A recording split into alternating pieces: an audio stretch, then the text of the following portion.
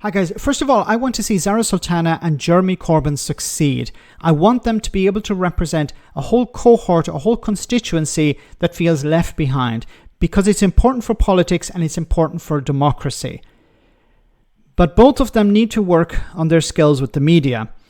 So this is an article that was published by Sky News and Zarah Sultana responded to it. But first, let's have a look at the article. I'm not going to read the whole thing, but I'll leave a link in the description if you want to see it yourself.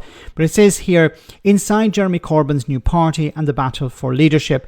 Now, under this part here, when they're talking about Jeremy Corbyn, it says, his allies now say the former Labour leader, who is 76, is open to there being a leadership contest for the new party, possibly at its inaugural conference in the autumn, where names lesser known than himself can throw their hat into the ring. So that's important. So he's off the idea that there needs to be a leadership contest, maybe including people who are not him, not Jeremy Corbyn. And I get the feeling that Jeremy Corbyn would not like to be the leader.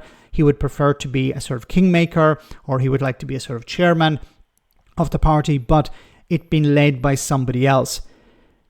Now, this is contradicted by Zarah Sultana, it seems. However, there have been suggestions that Miss Sultana appears to be less of the idea of a leadership contest and that she is more committed to a co-leadership model than her political partner. So there's a bit of conflict between the two, it seems, at least on the surface. Now, Zarah Sultana responded on social media with this. First of all, she said, I believe in open democratic leadership and one member, one vote.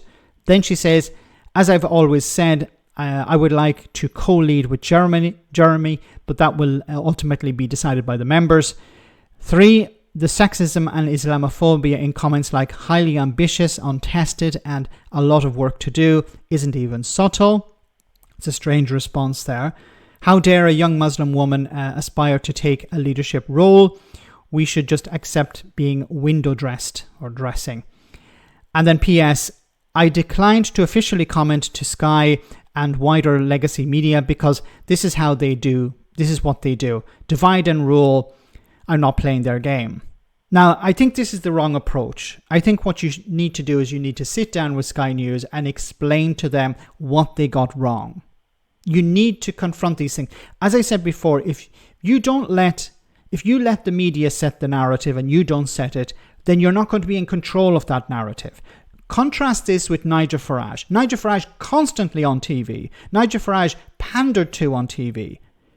Nigel Farage has understood the importance of the media.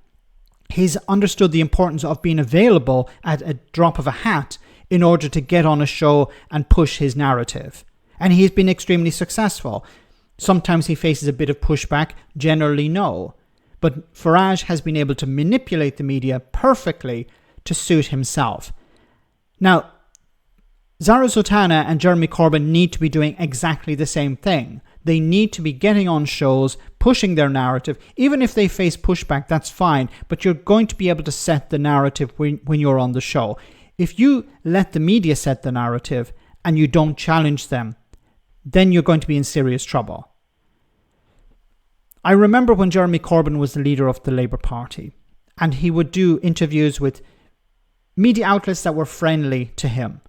But he would not regularly go on shows where he was going to be challenged. And when he did, for example, Good Morning Britain or on LBC sometimes, he would react in a pretty angry way. And this, I think, damaged his reputation. And he came across as somebody who was tetchy, somebody who was angry. And, you know, when the interview was just general questions, it doesn't set a very good optic. So you need to be able to curate that. You need to be able to get in the media, present your message, set the narrative, and respond to challenges and face them down.